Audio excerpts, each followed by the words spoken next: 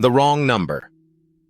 It was a quiet Friday night, the kind where the silence was so thick you could almost feel it pressing down on you. Sarah sat on her couch, wrapped in a blanket, flipping through channels on TV. She had the entire apartment to herself for the weekend, a rare luxury that her job and life rarely afforded her. Her roommate, Emma, was out of town visiting family, so Sarah planned to spend the weekend relaxing, catching up on shows, and maybe even finishing that horror novel she had been meaning to read. As the clock struck 10:30 p.m., the wind picked up outside, rattling the windows slightly. Sarah glanced at her phone. No new messages. Emma had texted earlier to say her flight landed safely, but since then, nothing. Sarah sighed and turned her attention back to the TV, settling on an old black-and-white horror movie. Just as she began to relax, her phone buzzed on the coffee table. She grabbed it, expecting a text from a friend, but instead, it was an incoming call from an unknown number. Sarah stared at the screen, hesitant. She almost let it go to voicemail, but something compelled her to answer. Maybe it was a mistake. Maybe someone needed help. "Hello?" she said, her voice sounding a little more uncertain than she'd intended. At first, there was only silence on the other end. Then, after a brief pause, a faint, raspy voice responded. "Hello, is Emma there?" Sarah blinked, surprised. "No, sorry, you have the wrong number." The person on the other end didn't respond immediately. Instead, there was a sound, a faint, almost imperceptible sound like breathing, but it was off. The kind of breathing you hear from someone who is trying to hide it, like they were too close to the phone. Sarah felt her heart beat a little faster. "Hello?" she repeated. "You've got the wrong number." Finally, the voice spoke again, quieter this time. "Are you sure?" The words sent a shiver down Sarah's spine. "Yes," she said more firmly now. "There's no one named Emma here."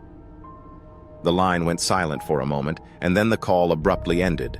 Sarah sat there, staring at the phone for a moment, a slight chill creeping over her. She shrugged it off, convincing herself that it was just a weird, wrong number. People get those all the time, right? She turned her attention back to the TV, trying to forget the unsettling call. The second call. Not even 10 minutes later, her phone rang again. The same unknown number. Sarah hesitated, her hand hovering over the screen. She didn't want to answer it this time. Something about that voice had felt wrong. But curiosity got the better of her, and she pressed the answer button. "Hello?" she said, her voice tense. There was no immediate response again, just the faint sound of breathing. She was about to hang up when the voice returned, quieter and more sinister than before. "Are you sure Emma isn't there?" This time, the voice sounded more menacing, as if the person on the other end was mocking her. Sarah's skin prickled with fear, her heart thudding in her chest. "I told you," Sarah snapped, her voice rising. "You've got the wrong number. Stop calling."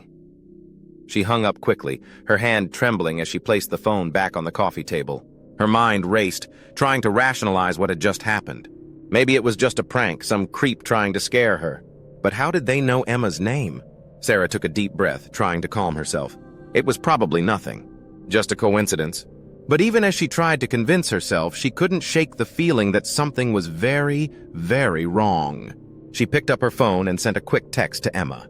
"Hey, someone called asking for you. Creeped me out a bit. Everything okay?"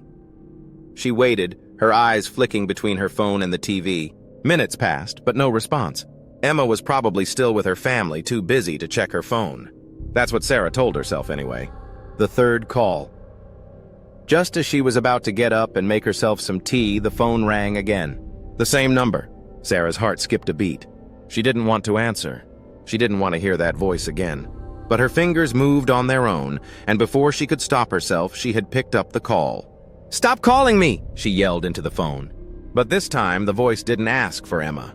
Instead, it whispered, soft but clear, like it was right next to her ear. "I know you're alone, Sarah." Her blood turned to ice. How did they know her name? She hadn't told them. She hadn't said anything about herself. Fear surged through her, and she hung up the phone, her hands trembling. She stared at the screen, her breathing heavy. A wave of nausea washed over her as she realized she had just given herself away. By answering the call, by responding, she had confirmed that she was alone. Suddenly, the room felt too dark, the shadows in the corners too deep. Sarah stood up, her eyes darting to the windows. They were closed, but she quickly walked over to check the locks anyway. She grabbed the remote and turned off the TV, listening intently to the silence in the apartment. But it wasn't silent. There was something, a soft, rhythmic sound, almost like a faint tapping. She turned toward the front door, her heart pounding. Was someone out there? She hesitated for a moment before slowly walking toward the door. As she got closer, the tapping grew louder, more distinct. It wasn't coming from outside the door, it was coming from the window in the living room. Sarah turned slowly, dread filling her stomach. She walked over to the window, her fingers gripping the curtain. With a quick motion, she pulled the curtain back.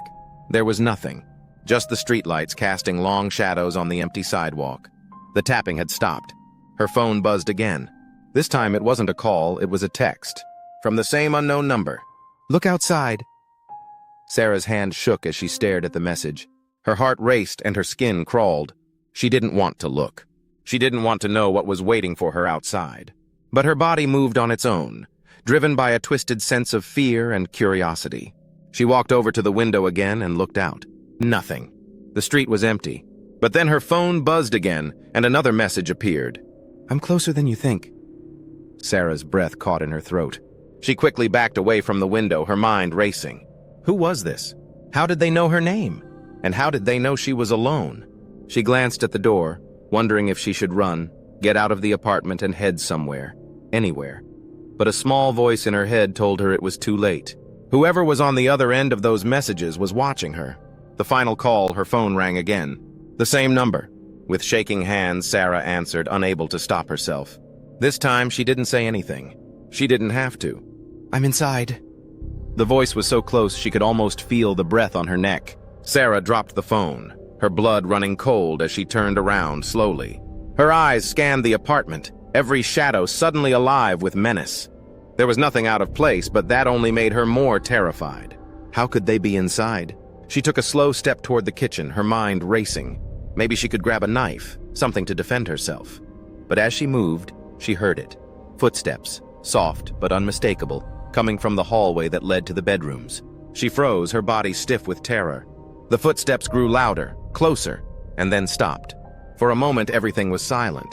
And then, from the darkness of the hallway, a figure stepped out. It was a woman, her hair long and matted, her eyes wide and lifeless. Her skin was pale, and she wore a dress that hung from her frame as if it had been soaked in water. She stood there, staring at Sarah, her mouth moving silently. Sarah couldn't move, couldn't scream. The woman took a step closer, and then another. Finally, her mouth opened, and the voice that came out was not her own, but the same raspy voice that had haunted Sarah on the phone. "I told you, I'm closer than you think." And then everything went black.